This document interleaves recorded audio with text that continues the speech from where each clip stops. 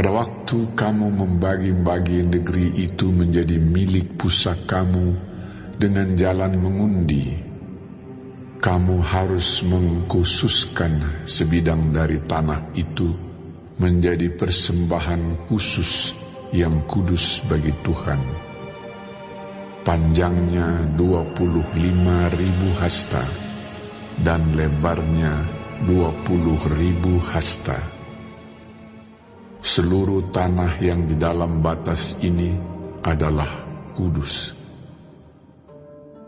Dari tanah ini harus disediakan untuk tempat kudus suatu 4 persegi yang panjang dan lebarnya 500 hasta, dan sekelilingnya ada lapangan yang lebarnya 50 hasta.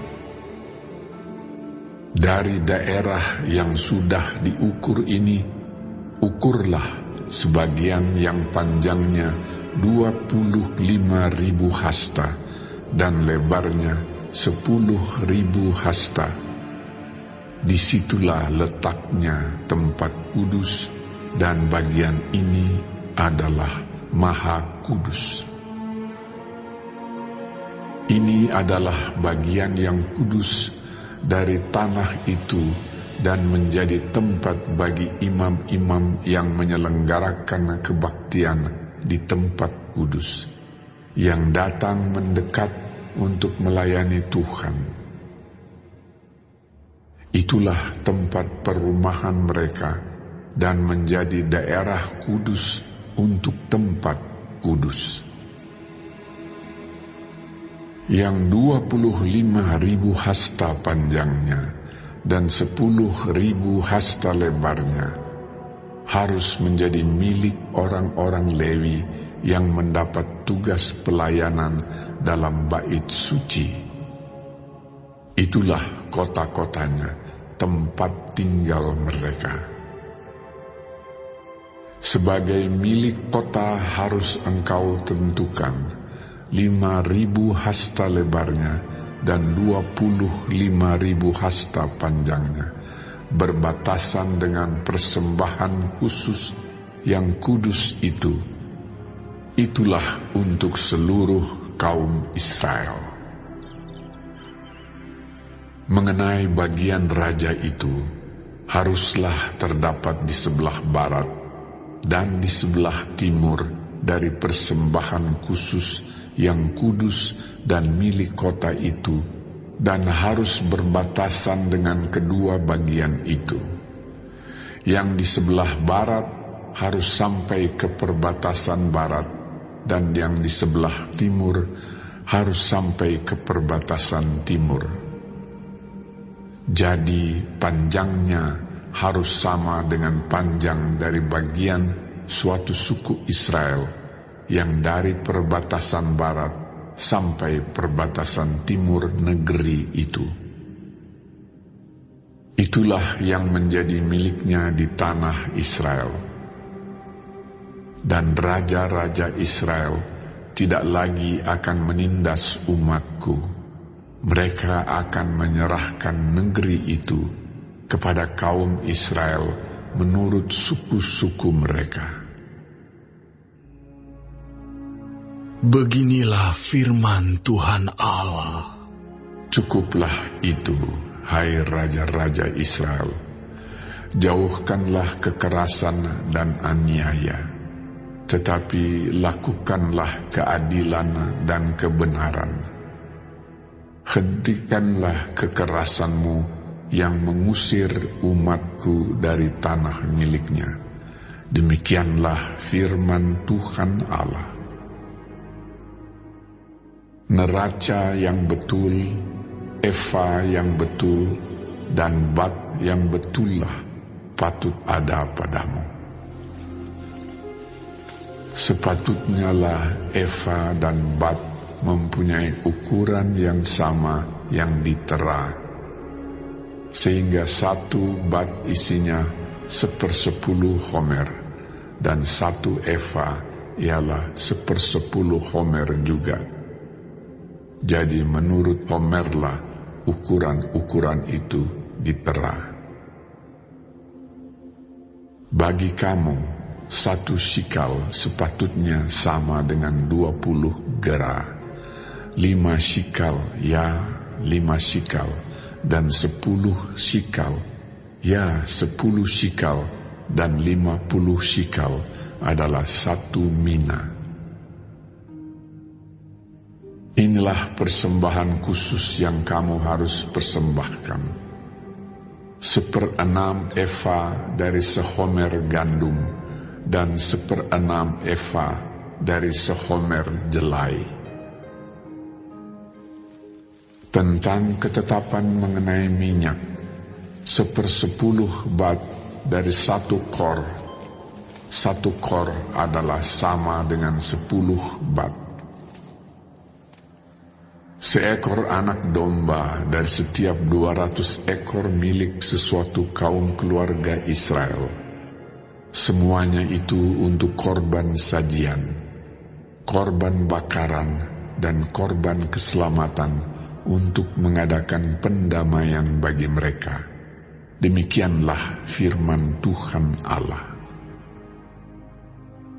Seluruh penduduk negeri harus mempersembahkan persembahan khusus ini kepada raja di Israel. Dan rajalah yang bertanggung jawab mengenai korban bakaran, korban sajian, korban curahan pada hari-hari raya, bulan-bulan baru, hari-hari Sabat, dan pada setiap perayaan kaum Israel. Ialah yang akan mengolah korban penghapus dosa, korban sajian, korban bakaran, dan korban keselamatan untuk mengadakan pendamaian bagi kaum Israel. Beginilah firman Tuhan Allah. Pada bulan yang pertama, pada tanggal 1 bulan itu, ambillah seekor lembu jantan muda yang tidak bercela, dan sucikanlah tempat kudus itu.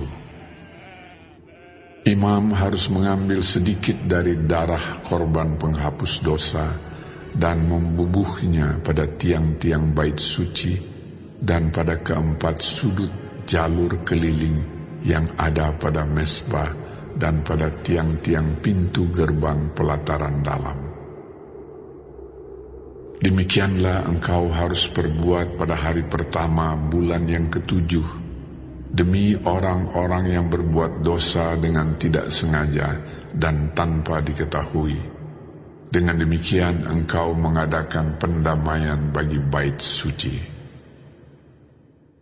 Pada bulan pertama, pada tanggal 14 bulan itu, haruslah kamu merayakan hari raya Paskah.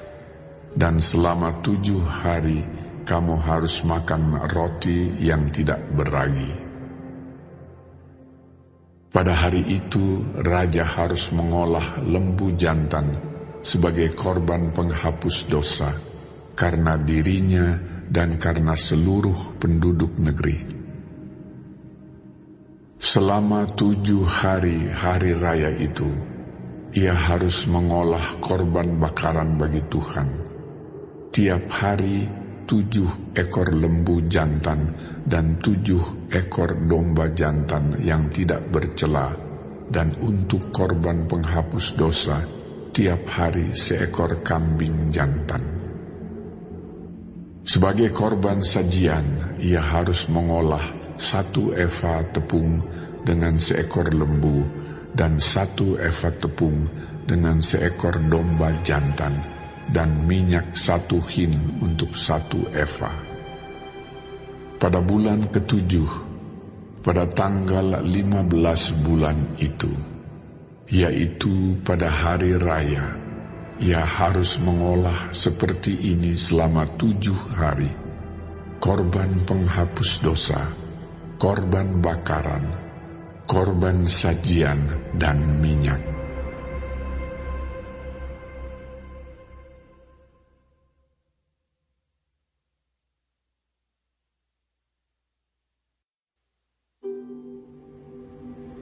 Beginilah firman Tuhan Allah. Pintu gerbang pelataran dalam yang menghadap ke sebelah timur haruslah tertutup selama 6 hari kerja, tetapi pada hari Sabat supaya dibuka, pada hari bulan baru juga supaya dibuka. Raja itu akan masuk dari luar melalui balai gerbang dan akan berdiri dekat tiang pintu gerbang itu. Sementara itu imam-imam akan mengolah korban bakaran dan korban keselamatan raja itu, dan ia akan sujud menyembah di ambang pintu gerbang itu, lalu keluar lagi. Dan pintu gerbang itu tidak boleh ditutup sampai petang hari. Penduduk negeri juga harus turut sujud menyembah di hadapan Tuhan di pintu gerbang itu pada hari Sabat dan hari bulan baru. Korban bakaran yang harus dipersembahkan raja itu kepada Tuhan pada hari Sabat ialah 6 ekor domba yang tidak bercela dan 1 ekor domba jantan yang tidak bercela. Korban sajian dari domba jantan harus diolah dengan 1 eva tepung, tetapi korban sajian dari domba-domba yang lain bergantung pada kemampuannya, serta minyak 1 hin untuk 1 eva. Pada bulan baru harus dipersembahkan 1 ekor lembu jantan muda yang tiada bercela, serta 6 ekor domba dan 1 ekor domba jantan yang tiada bercela. Sebagai korban sajian, ia harus mengolah 1 eva tepung dengan 1 ekor lembu dan 1 eva tepung dengan 1 ekor domba jantan. Tetapi korban sajian dari domba-domba lain bergantung pada kemampuannya, serta minyak 1 hin untuk 1 eva. Kalau raja hendak masuk ke dalam, ia harus masuk melalui balai gerbang dan keluar dari situ juga. Tetapi kalau penduduk negeri pada perayaan-perayaan yang tetap berkumpul di hadapan Tuhan, dan yang masuk melalui pintu gerbang utara untuk turut sujud menyembah, biarlah mereka keluar melalui pintu gerbang selatan. Dan yang masuk melalui pintu gerbang selatan, biarlah keluar melalui pintu gerbang utara. Janganlah seorang kembali melalui pintu gerbang kemasukannya, tetapi masing-masing harus keluar dari pintu gerbang yang di depannya. Mengenai raja itu, ia akan masuk bersama-sama mereka dan keluar bersama-sama mereka. Pada hari-hari raya dan perayaan-perayaan yang tetap, harus ada korban sajian, yaitu 1 eva tepung diolah dengan 1 ekor lembu jantan, dan 1 eva tepung diolah dengan 1 ekor domba jantan. Tetapi korban sajian dari domba-domba yang lain bergantung pada kemampuannya, serta minyak 1 hin untuk 1 eva. Kalau raja mengolah korban bakaran sukarela atau korban keselamatan sukarela bagi Tuhan, maka orang harus membukakan pintu gerbang sebelah timur untuk dia, dan ia akan mempersembahkan korban bakarannya dan korban keselamatannya itu seperti ia perbuat pada hari Sabat. Kemudian ia keluar, dan sesudah ia keluar, pintu gerbang harus ditutup. Tiap hari ia harus mengolah domba yang berumur 1 tahun dan yang tiada bercela sebagai korban bakaran bagi Tuhan. Setiap pagi ia harus melakukan itu. Di samping itu, setiap pagi ia harus mempersembahkan korban sajian 1/6 efa tepung dengan minyak 1/3 hin untuk mencampur tepung yang terbaik itu. Itulah korban sajian bagi Tuhan, dan ketetapan itu tetap selama-lamanya. Demikianlah mereka harus mempersembahkan domba dan korban sajian dan minyak setiap pagi sebagai korban bakaran yang tetap.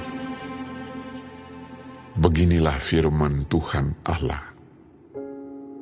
Kalau raja itu memberi sesuatu pemberian dari milik pusakanya kepada salah seorang anaknya, maka itu menjadi kepunyaan anaknya, dan milik ini menjadi pusaka mereka. Kalau ia memberikan pemberian dari milik pusakanya kepada salah seorang hambanya, maka itu menjadi kepunyaannya sampai tahun kebebasan. Lalu harus kembali kepada raja itu. Hanya anak-anak raja itu boleh mewarisi milik pusakanya. Dan janganlah raja itu mengambil sesuatu dari milik pusaka rakyat, sehingga mereka terdesak dari miliknya. Hanya dari miliknya boleh ia mewariskan kepada anak-anaknya, supaya jangan seorang pun dari umatku didesak dari miliknya.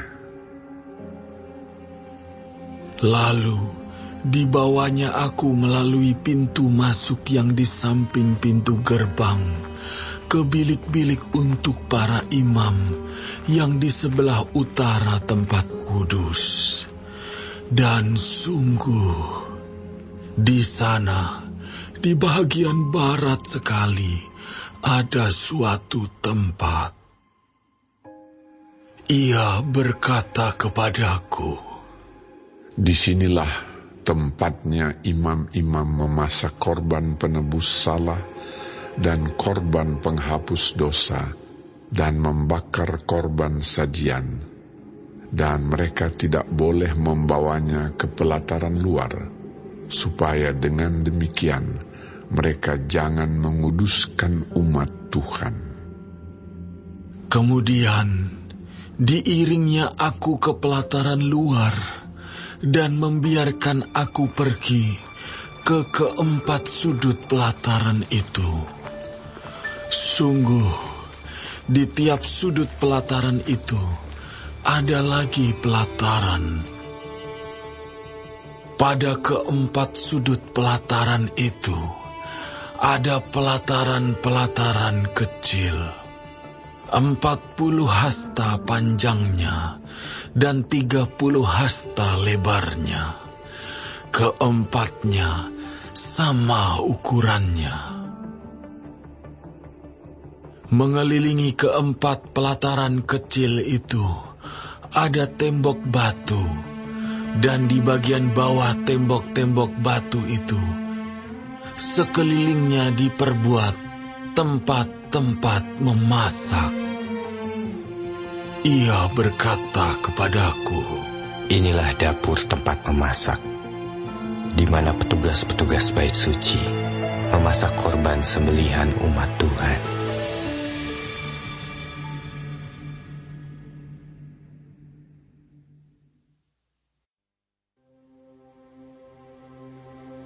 Aku mengasihi Tuhan, sebab Ia mendengarkan suaraku dan permohonanku.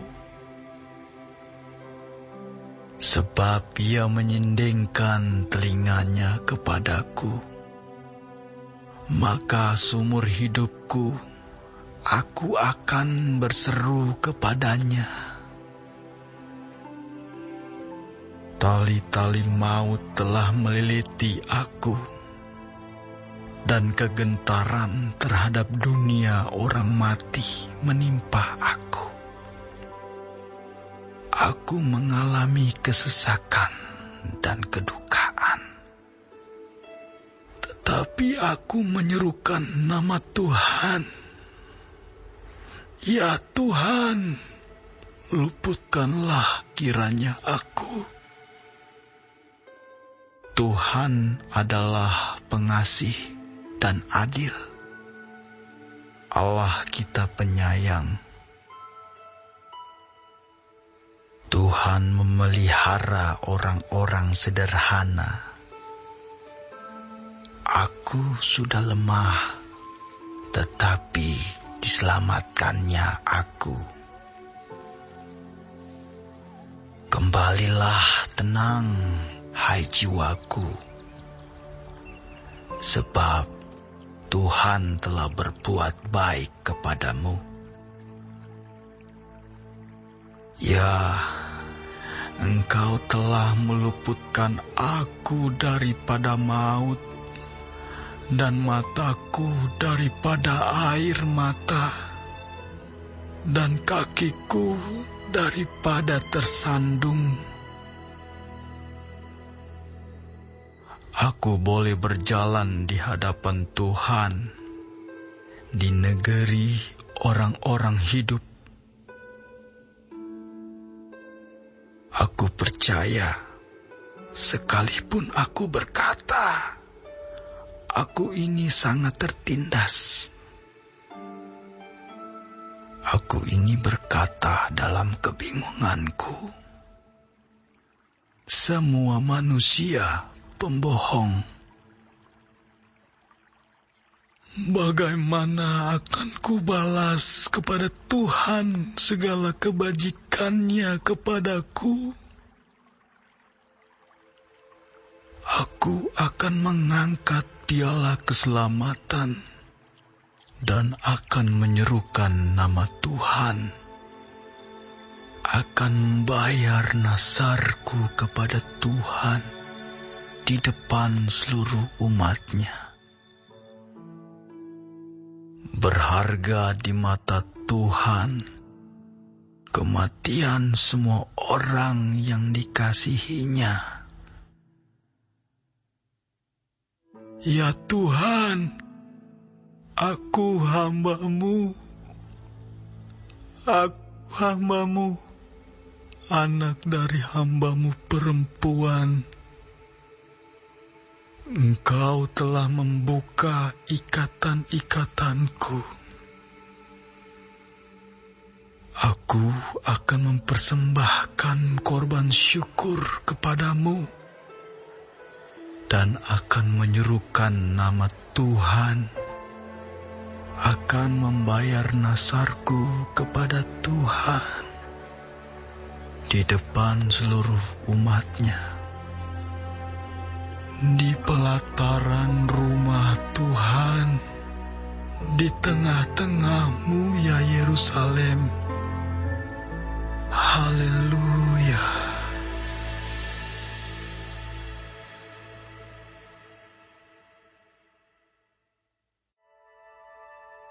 Selesaikanlah pekerjaanmu di luar, siapkanlah itu di ladang, baru kemudian dirikanlah rumahmu.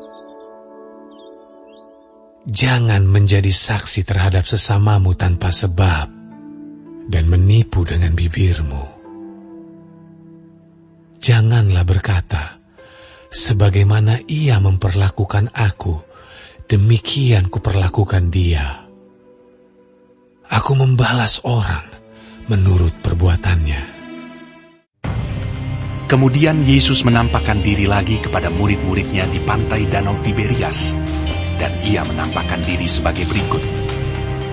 Di pantai itu berkumpul Simon Petrus, Thomas yang disebut Didimus, Nathanael dari Kana yang di Galilea, anak-anak Zebedeus, dan 2 orang muridnya yang lain. Kata Simon Petrus kepada mereka, "Aku pergi menangkap ikan." Kata mereka kepadanya, "Kami pergi juga dengan engkau."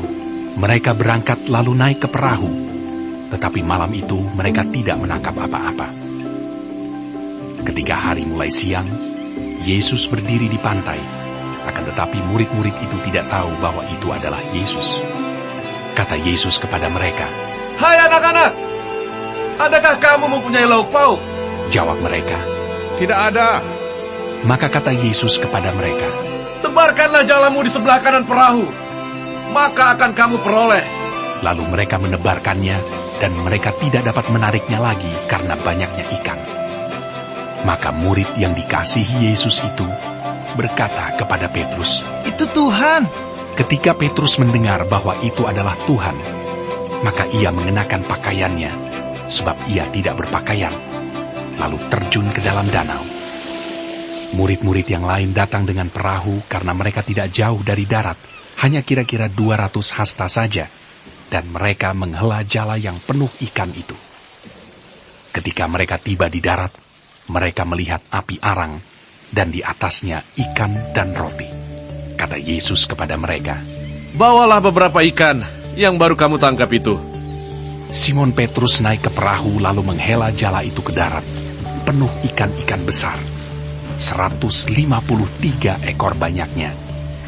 Dan sungguh pun sebanyak itu, jala itu tidak koyak. Kata Yesus kepada mereka, "Marilah, dan sarapanlah." tidak ada di antara murid-murid itu yang berani bertanya kepadanya, "Siapakah engkau?"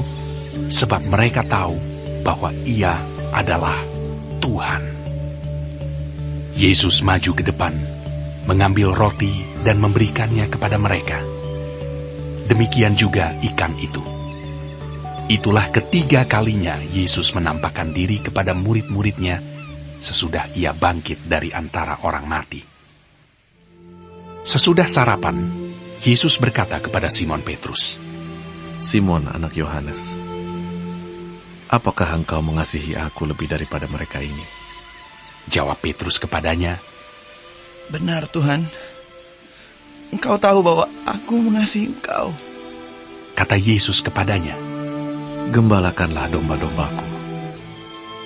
Kata Yesus pula kepadanya untuk kedua kalinya, "Simon, anak Yohanes, apakah engkau mengasihi aku?" Jawab Petrus kepadanya, Benar Tuhan. Engkau tahu bahwa aku mengasihi Engkau. kata Yesus kepadanya. "Gembalakanlah domba-dombaku." Kata Yesus kepadanya untuk ketiga kalinya, "Simon, anak Yohanes, apakah engkau mengasihi aku?" Maka sedih hati Petrus, karena Yesus berkata untuk ketiga kalinya, "Apakah engkau mengasihi aku?" Dan ia berkata kepadanya, Tuhan, Engkau tahu segala sesuatu. Engkau tahu bahwa aku mengasihi Engkau. kata Yesus kepadanya, "Gembalakanlah domba-dombaku. Aku berkata kepadamu, sesungguhnya ketika engkau masih muda, engkau mengikat pinggangmu sendiri, dan engkau berjalan kemana saja kau kehendaki. Tetapi jika engkau sudah menjadi tua, engkau akan mengulurkan tanganmu, dan orang lain akan mengikat engkau, dan membawa engkau ke tempat yang tidak kau kehendaki." Dan hal ini dikatakannya untuk menyatakan bagaimana Petrus akan mati dan memuliakan Allah. Sesudah mengatakan demikian, ia berkata kepada Petrus, "Ikutlah aku." Ketika Petrus berpaling, ia melihat bahwa murid yang dikasihi Yesus sedang mengikuti mereka, yaitu murid yang pada waktu mereka sedang makan bersama, duduk dekat Yesus dan yang berkata, Tuhan, siapakah dia yang akan menyerahkan Engkau? Ketika Petrus melihat murid itu, ia berkata kepada Yesus, Tuhan, apakah yang akan terjadi dengan dia ini? Jawab Yesus, "Jikalau aku menghendaki supaya ia tinggal hidup sampai aku datang, itu bukan urusanmu. Tetapi engkau, ikutlah aku." Maka tersebarlah kabar di antara saudara-saudara itu bahwa murid itu tidak akan mati. Tetapi Yesus tidak mengatakan kepada Petrus bahwa murid itu tidak akan mati, melainkan, "Jikalau aku menghendaki supaya ia tinggal hidup sampai aku datang, itu bukan urusanmu. Dialah murid yang memberi kesaksian tentang semuanya ini dan yang telah menuliskannya. Dan kita tahu bahwa kesaksiannya itu benar. Masih banyak hal-hal lain lagi yang diperbuat oleh Yesus. Tetapi jikalau semuanya itu harus dituliskan satu persatu, maka agaknya dunia ini tidak dapat memuat sebuah kitab yang harus ditulis itu.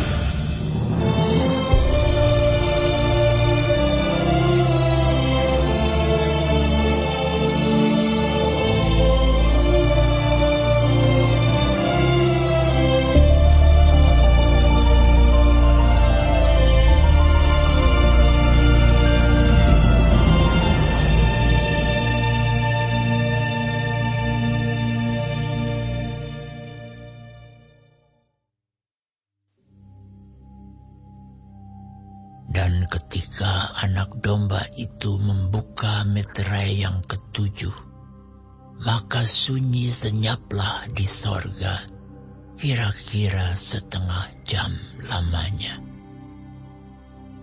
Lalu aku melihat ketujuh malaikat yang berdiri di hadapan Allah, dan kepada mereka diberikan 7 sangkakala. Maka datanglah seorang malaikat lain, dan ia pergi berdiri dekat mezbah dengan sebuah pedupaan emas. Dan kepadanya diberikan banyak kemenyan untuk dipersembahkannya bersama-sama dengan doa semua orang kudus di atas mezbah emas di hadapan takhta itu. Maka naiklah asap kemenyan bersama-sama dengan doa orang-orang kudus itu dari tangan malaikat itu ke hadapan Allah. Lalu malaikat itu mengambil pedupaan itu, mengisinya dengan api dari mezbah, dan melemparkannya ke bumi. Maka meledaklah bunyi guruh disertai halilintar dan gempa bumi. Dan ketujuh malaikat yang memegang ketujuh sangkakala itu bersiap-siap untuk meniup sangkakala. Lalu malaikat yang pertama meniup sangkakalanya, dan terjadilah hujan es dan api bercampur darah, dan semuanya itu dilemparkan ke bumi. Maka terbakarlah 1/3 dari bumi dan 1/3 dari pohon-pohon, dan hanguslah seluruh rumput-rumputan hijau. Lalu malaikat yang kedua meniup sangkakalanya, dan ada sesuatu seperti gunung besar yang menyala-nyala oleh api dilemparkan ke dalam laut. Dan 1/3 dari laut itu menjadi darah, dan matilah 1/3 dari segala makhluk yang bernyawa di dalam laut, dan binasalah 1/3 dari semua kapal. Lalu malaikat yang ketiga meniup sangkakalanya, dan jatuhlah dari langit sebuah bintang besar menyala-nyala seperti obor, dan ia menimpa 1/3 dari sungai-sungai dan mata-mata air. Nama bintang itu ialah Absintus. Dan 1/3 dari semua air menjadi absintus, dan banyak orang mati karena air itu, sebab sudah menjadi pahit. Lalu malaikat yang keempat meniup sangkakalanya, dan terpukullah sepertiga dari matahari dan sepertiga dari bulan dan sepertiga dari bintang-bintang, sehingga sepertiga daripadanya menjadi gelap dan sepertiga dari siang hari tidak terang, dan demikian juga malam hari. Lalu aku melihat, aku mendengar seekor burung nasar terbang di tengah langit dan berkata dengan suara nyaring, Celaka! Celaka! Celakalah mereka yang diam di atas bumi, oleh karena bunyi sangkakala ketiga malaikat lain yang masih akan meniup sangkakala.